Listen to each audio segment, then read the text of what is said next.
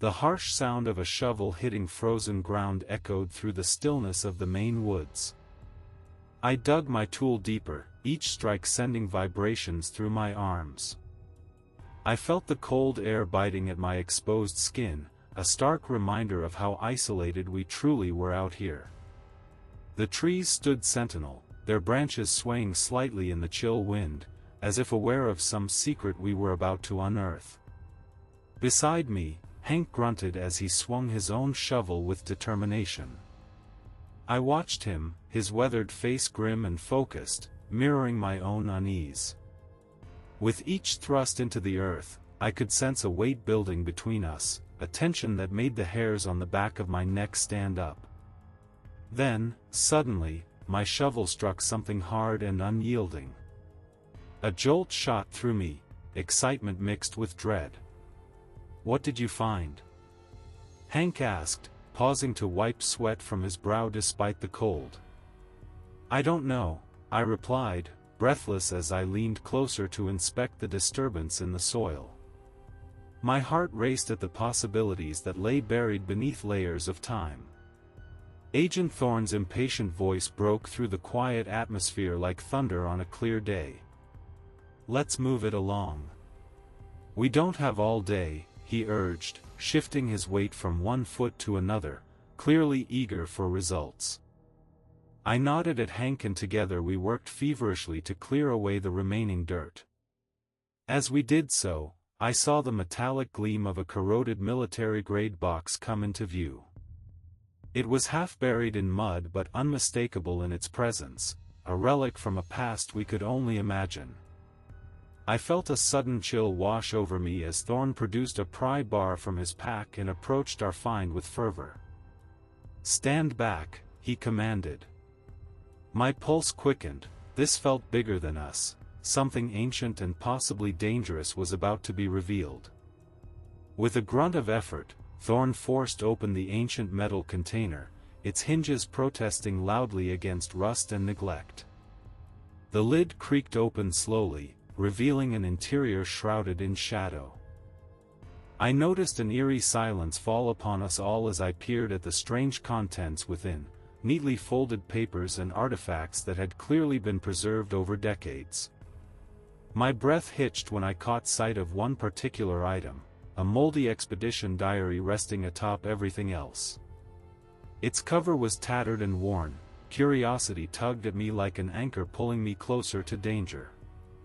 As Thorne rummaged through the box, I leaned in closer to read what was scrawled on one of its pages. A prickle of profound unease crept up my spine as my eyes scanned the frenzied handwriting. "The door is open. He sees us."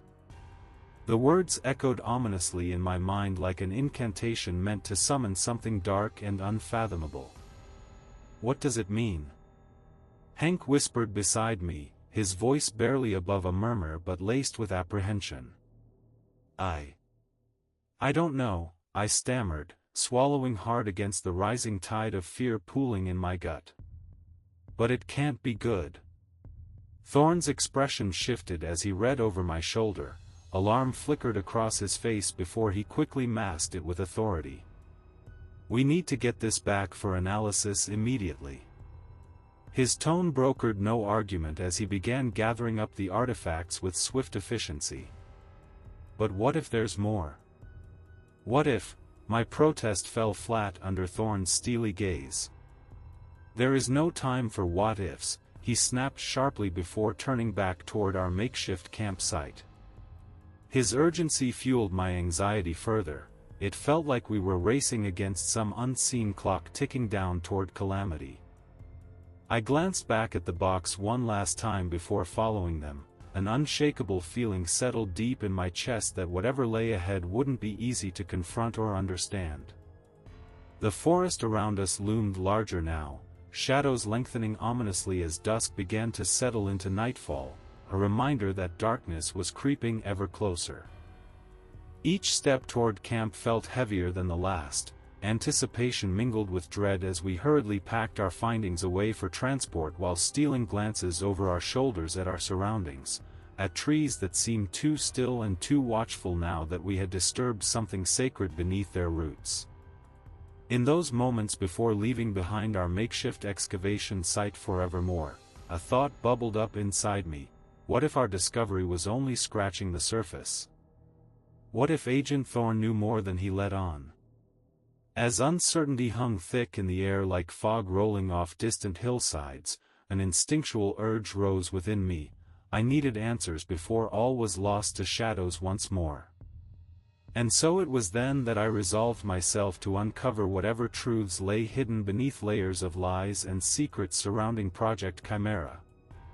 If you're intrigued by this unfolding mystery lurking just beyond reach, leave your like. It might just help shine some light on what comes next. The sun dipped lower, painting the sky in hues of orange and purple as shadows stretched across the forest floor. I stood with my back pressed against a gnarled tree, the rough bark digging into my skin, reminding me of the reality surrounding us. My heart pounded in my chest as I listened intently to Agent Thorne's voice crackling through the satellite phone. "We need to keep this under wraps," he urged, his tone laced with urgency. The words slipped from my lips as I whispered back, "I understand," knowing every syllable carried weight. Thorne's rigid posture caught my attention. He cast frantic glances toward the dense tree line, as if expecting something, or someone, to emerge from the shadows. Anxiety clawed at my throat, threatening to choke me.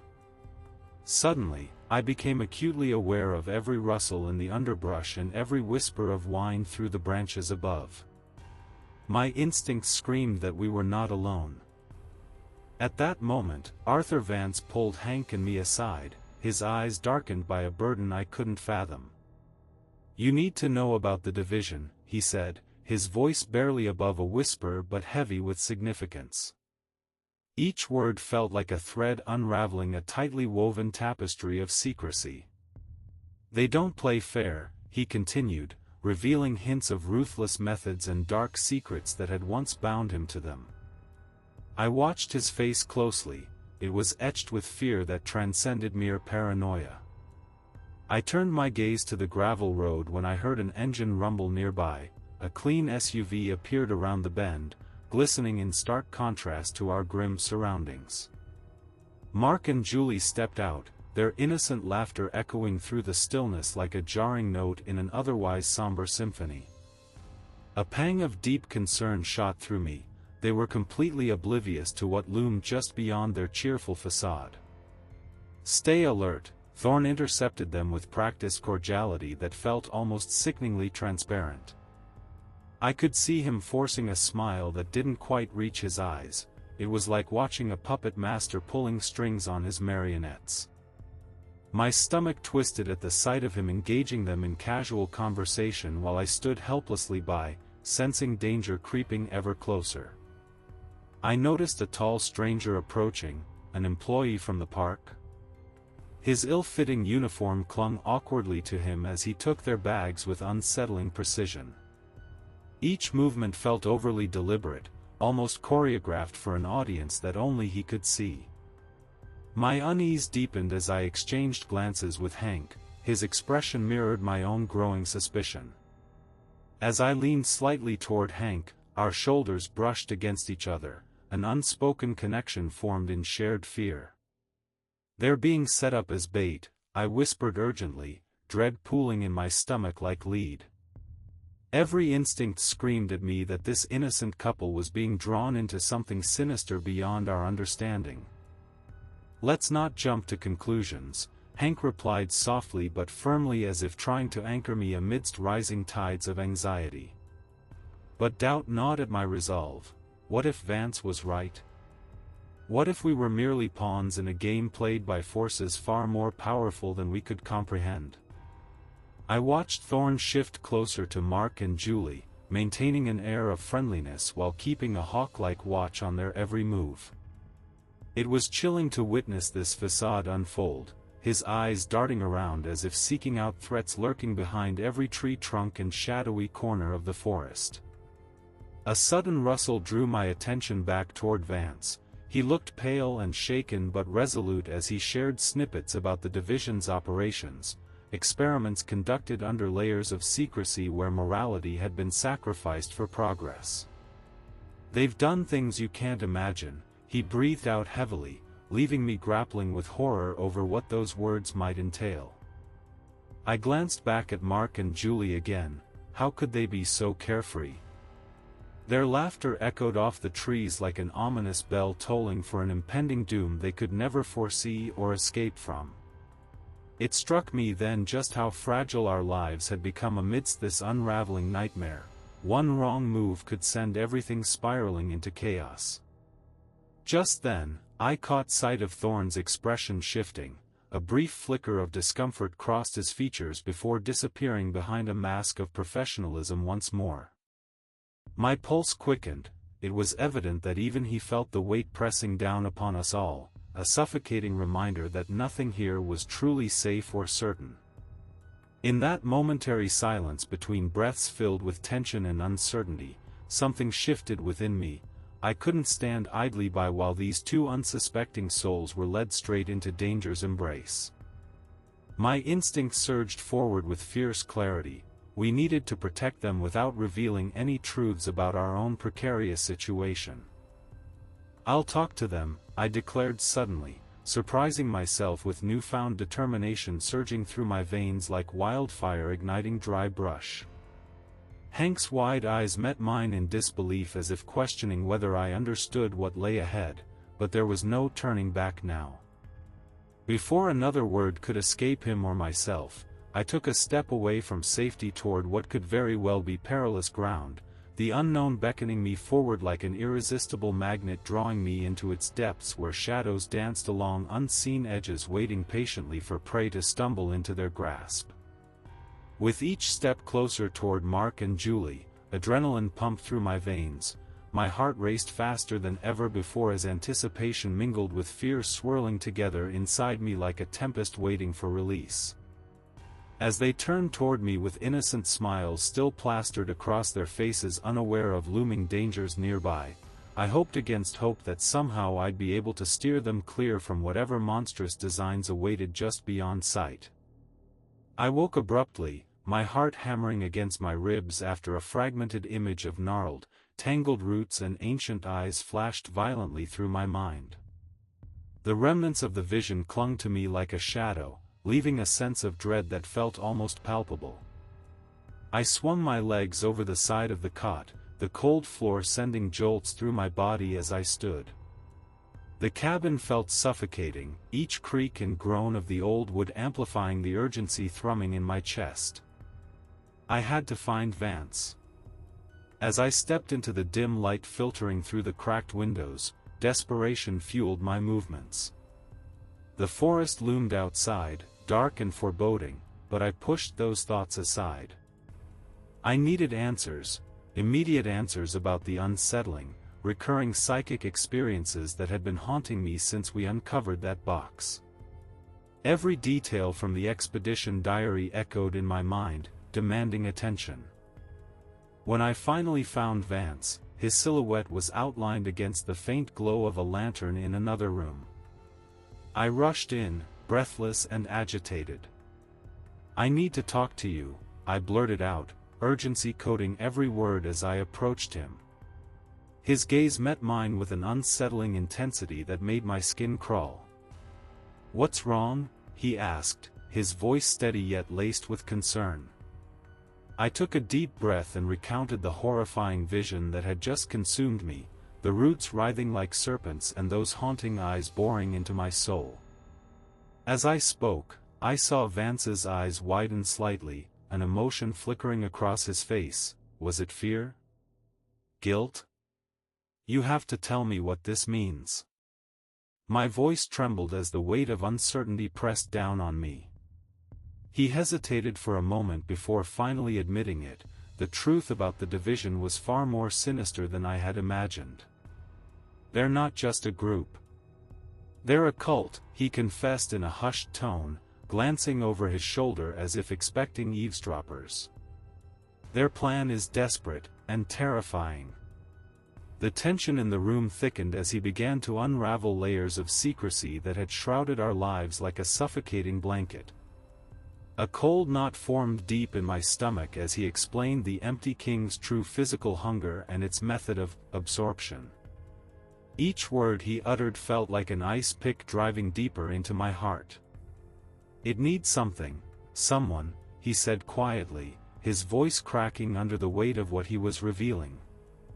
I listened in stunned silence as he detailed Project Chimera. The name reverberated within me like an echo from hell. The Exiled, he described it, a being humanity had resorted to creating against this impossible entity lurking just beyond our perception. My mind struggled to process this new reality. It felt surreal yet undeniably real. Then came the revelation that shattered any remaining semblance of normalcy. Thorn was not here to contain this monster but rather to use Mark and Julie, to feed it, believing he could control it afterward. My blood ran cold at that thought. Horror washed over me like a tidal wave crashing against fragile shores. How could you let this happen? My voice shook with anger and disbelief as panic clawed at my throat. The implications twisted inside me like thorns. How could anyone justify such cruelty? Vance's expression crumpled under pressure, guilt etched deep lines across his face as he struggled for words. I didn't know, not until now. His admission hung heavy between us, a confession drenched in regret yet lacking any semblance of redemption. My thoughts raced wildly as realization settled upon me with crushing weight. The knowledge that we were entangled in something far beyond our comprehension irrevocably changed everything I believed about our situation and ourselves. This wasn't just about survival anymore, it was about morality and choice, and perhaps even sacrifice. I can't be part of this, I managed to say through clenched teeth, conviction surging within me despite overwhelming fear. Neither can I, Vance replied softly but firmly, a flicker of defiance igniting within him that mirrored my own resolve. We stood together amid chaos, two souls caught up in an unfolding nightmare with no clear way out. But then another thought struck. What if we didn't have time? What if they were already closing in on us? A frantic urgency propelled me forward. I needed to act before it was too late.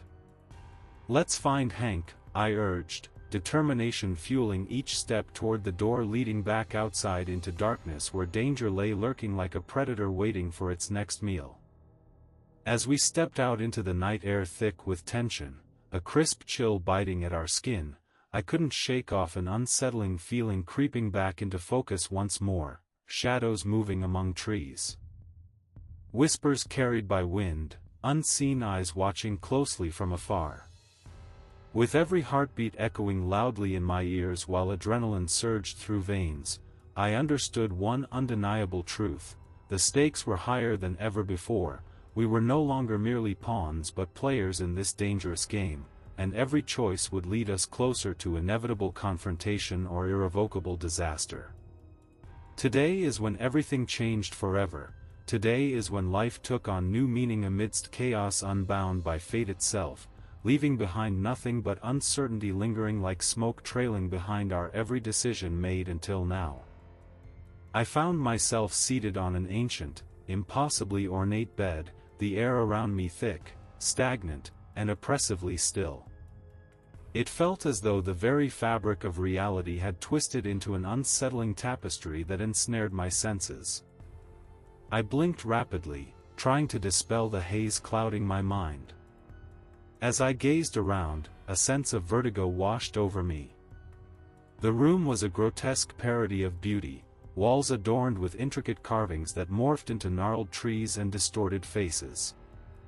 I saw the colossal forms reaching towards a hazy sky outside, their bark unnervingly forming human contours, as if they were caught in perpetual agony. A suffocating dread pressed upon me as I observed scores of strange, fibrous cocoons swaying silently from the impossibly high branches. Each one pulsed rhythmically, as if they contained something alive within, a pulsating heartbeat hidden beneath layers of silk and shadow. My breath quickened at the thought of what might emerge from those eerie prisons. In the distance, I heard a sickeningly cheerful, childlike whistling pierce the profound silence of that alien forest, echoing in my skull like a sinister lullaby meant to lull me into complacency. I turned my gaze back to Mark and Julie. They stood nearby, their feet already beginning to merge with the soil beneath them. Their eyes were fixed upwards in a strange, vacant ecstasy that sent chills racing down my spine. A part of me wanted to scream for them to snap out of it, to run away before it was too late, but another part felt paralyzed by the horror unfolding before me. The atmosphere grew heavier as the pale wanderer descended from above, its skeletal form floating downward with an unnatural grace. I could hardly breathe, its voiceless presence echoed in my mind like an ominous whisper warning me of doom. The creature's elongated limbs stretched impossibly far, casting elongated shadows that danced menacingly across the ground.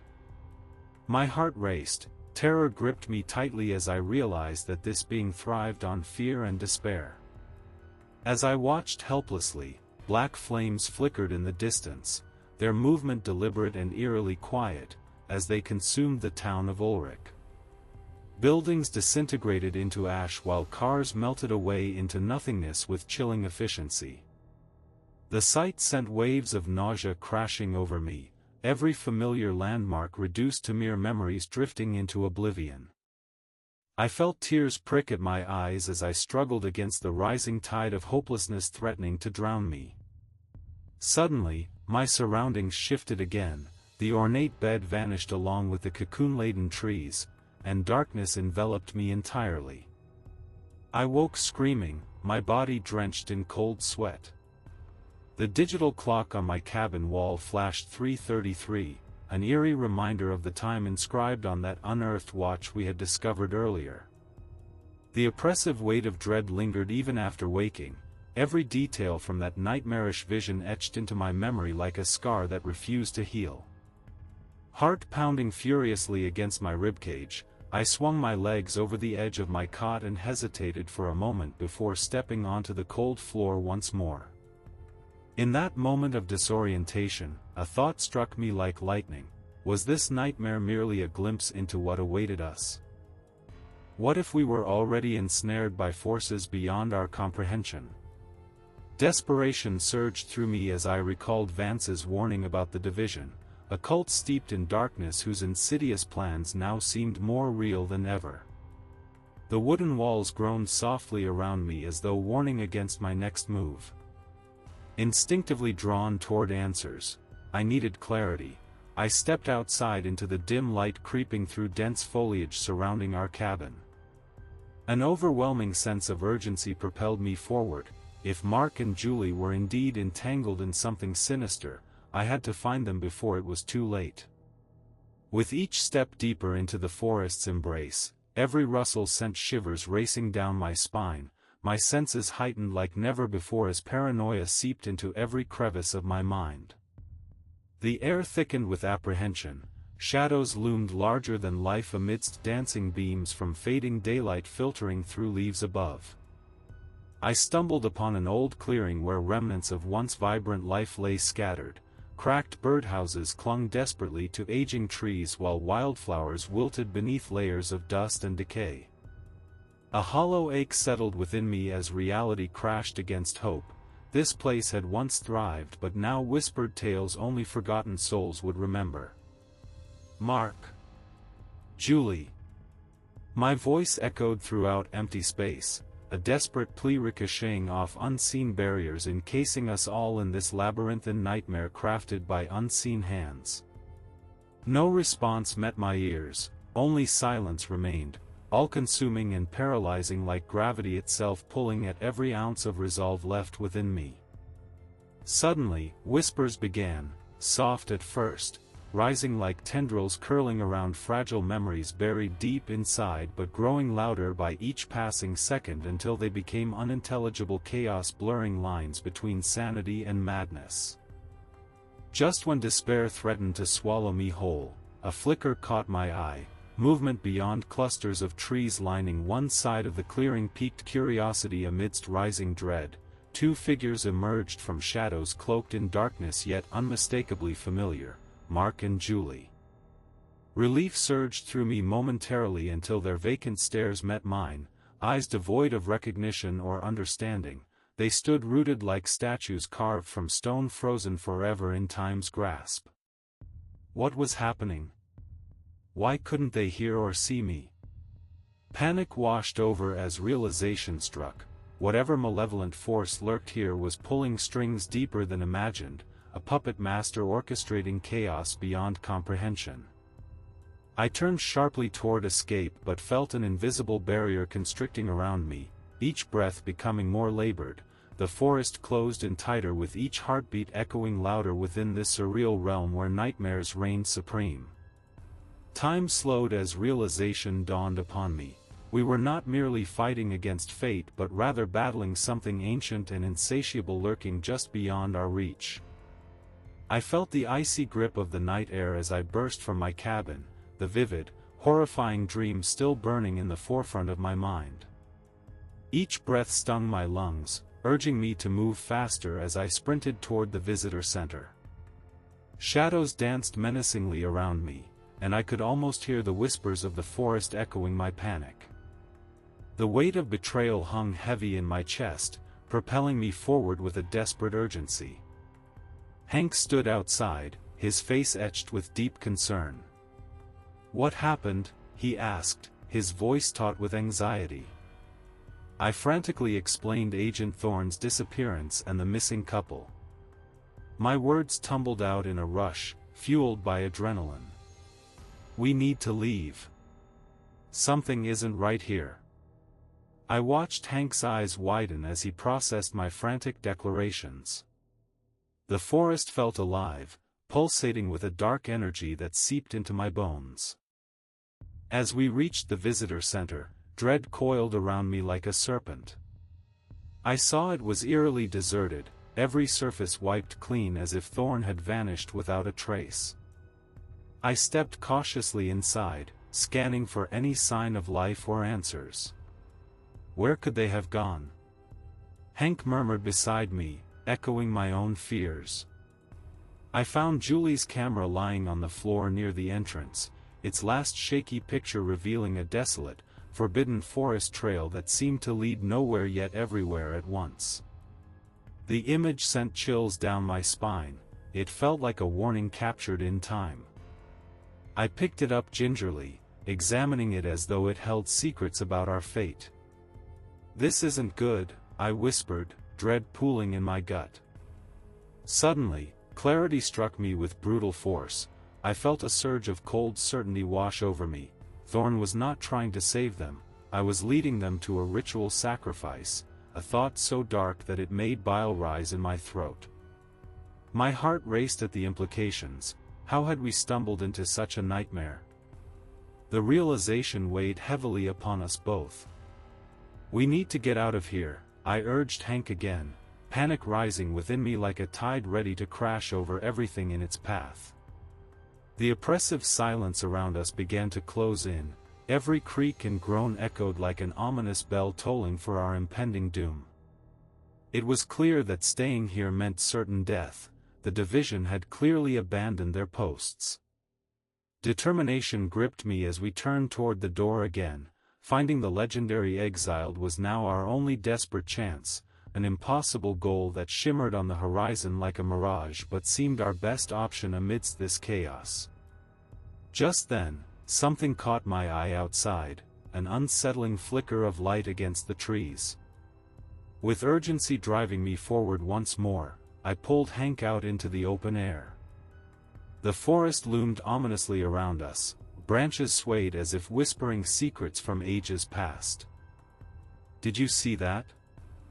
I asked breathlessly, pointing toward the distant glow that seemed to pulse rhythmically in time with my racing heart. "I did," he replied slowly, his brows knitting together in concern and curiosity all at once. We moved cautiously through the thick underbrush toward the light, each step felt heavy with anticipation and fear. As we neared it, an otherworldly beauty unfolded before us. Vibrant colors swirled in shades of crimson and emerald across the night sky, a chilling aurora painting a scene both magnificent and terrifying. My breath hitched in my throat at its haunting allure. This wasn't just any natural phenomenon, it felt like some kind of omen heralding our doom, or perhaps something far worse yet to come. A shiver ran down my spine as dread mingled with awe at this spectacle unfolding above us. "This can't be good," Hank muttered under his breath as we drew closer still. "No," I agreed solemnly. Uncertainty clawed at my insides while anticipation crackled between us like static electricity before a storm. Then came an unsettling sound, a chorus of whispers swirling through the trees mingled with faint echoes of laughter tainted by despair. It felt as if unseen eyes were watching us from every shadowy corner of this forest, a sinister presence lurking just beyond our vision. "What are we walking into?" Hank asked quietly, as if afraid his words might summon whatever awaited us. "Only one way to find out," I replied resolutely despite fear clawing at me from within. Together we forged ahead towards that glowing light, the crimson aurora casting an eerie glow across our path, and uncertainty coiling tighter around our hearts with each passing moment. Our desperate flight through this haunted wilderness felt increasingly inevitable. Whatever awaited us would soon reveal itself amid whispers carried on cold winds and darkness seeping through every crack and crevice around us. The trees began closing ranks behind us as if conspiring against our escape while leading us further into their tangled embrace, their gnarled roots stretching forth like fingers eager to grasp at any chance they could claim for themselves amidst our plight. I could hardly distinguish between fear and resolve anymore. Both propelled me onward towards what lay ahead, the unknown beckoning irresistibly even as shadows thickened around us until all sense of safety vanished entirely beneath their oppressive weight. My heart thundered wildly in time with those whispers filling every ounce of space surrounding us. I knew then there would be no turning back now. I felt the constant vibration of the worn-out jeep beneath me as we sped relentlessly north, deeper into the unforgiving, frozen wilderness. The wind howled outside, wrapping around us like a cold embrace, while Hank gripped the steering wheel tightly, his focus unwavering. I watched him, my eyes narrowed against the intensifying blizzard that swirled around us, obscuring the road ahead. Each gust of snow and ice felt like nature's fury aimed directly at our fragile vehicle. Occasionally, I heard the static-laden radio crackle with ghostly interference, a stark reminder of our profound isolation. The familiar voices of civilization faded into nothingness, replaced by the ominous silence that engulfed us. I couldn't shake the gnawing doubt in my gut. What if the exiled was just a desperate myth, a cruel whisper of hope in a dying world? Every mile felt like it drew us closer to an unknown fate, and uncertainty gnawed at my insides. Suddenly, through the veil of snowflakes dancing in the air, I saw it. An abandoned outpost loomed in front of us, a derelict shelter half buried under layers of frost and ice. It matched Vance's description from weeks ago perfectly. My heart raced as we approached. This place was supposed to be our salvation or our doom. Hank parked the jeep with a screeching halt, and I jumped out before he could even shut off the engine. The biting cold clawed at my exposed skin as I stepped into what felt like a ghost town frozen in time. The structure creaked ominously around me, its weathered boards groaning under their own weight. I glanced back at Hank. He was loading my antiquated hunting rifle with deliberate care. A silent acknowledgement passed between us, a recognition that something unseen might be stalking us through these desolate landscapes. I moved cautiously toward the entrance, each step crunching on broken glass and debris scattered across the ground. The door hung ajar as if inviting me into its dark embrace. Instinct told me to hesitate. Peering inside sent shivers down my spine. The interior was cloaked in shadow and silence, but something caught my eye. Strange tracks leading away from the building. I noticed them etched into the fresh snow, too large and uneven for any known animal. My breath hitched as I followed their path with my eyes. They were undeniably human in pattern yet impossibly long-strided. A sudden chill penetrated my winter gear when realization struck me: these tracks didn't belong to any ordinary person. "Hank," I called out urgently, pointing toward the marks that seemed to beckon us deeper into darkness. "Look at these." He stepped closer and frowned deeply. "They're not right," he murmured quietly, as if speaking too loudly might summon whatever had left them behind. "Let's check inside," I urged, despite every instinct screaming at me to turn back. We stepped through the threshold together, entering a dim room filled with remnants of lives long gone, dusty furniture draped in white sheets, old photographs faded beyond recognition hanging crookedly on walls that had witnessed too much silence. My pulse quickened as I scanned our surroundings. Every creak of wood beneath my feet echoed ominously in this abandoned tomb. As we explored further inside, I heard faint whispers threading through the air like gossamer threads woven by unseen hands. They danced just beyond comprehension, a language foreign yet familiar, as if warning us to leave while we still could. "Hank?" My voice trembled slightly as fear washed over me anew. "Did you hear that?" He nodded slowly but kept moving forward into another room littered with forgotten relics from another era. A rusted toolbox lay abandoned next to an old radio that had long since succumbed to time's grasp. Suddenly, an unsettling thought struck me: what if we weren't alone here? A wave of dread swept over me as I imagined eyes watching from shadowy corners where darkness clung stubbornly to existence itself.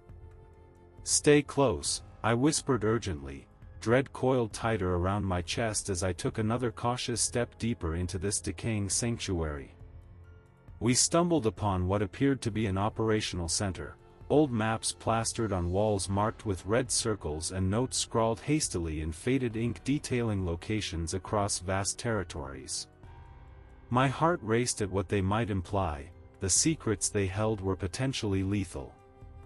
Hank rifled through some drawers while keeping his gaze sharp for any signs of life, or death, that may lurk within these walls. "Nothing here but junk," he muttered after several moments spent searching fruitlessly for answers. Just then something caught my attention outside, a flicker of movement caught between shadows flitting past cracked windows like ghosts trapped within glass prisons. "Did you see that?" I gasped softly before instinctively pressing myself against one wall for cover. "I did," Hank replied cautiously. Unease laced his tone now too as he tightened his grip on his rifle once more. I moved closer toward him while keeping my eyes peeled for any further disturbances beyond those walls. The weight of anticipation settled heavily upon us both like an impending storm ready to break loose at any moment without warning. In that instant another sound pierced through our reverie. A low rumble reverberated deep within this forsaken place, a signal perhaps?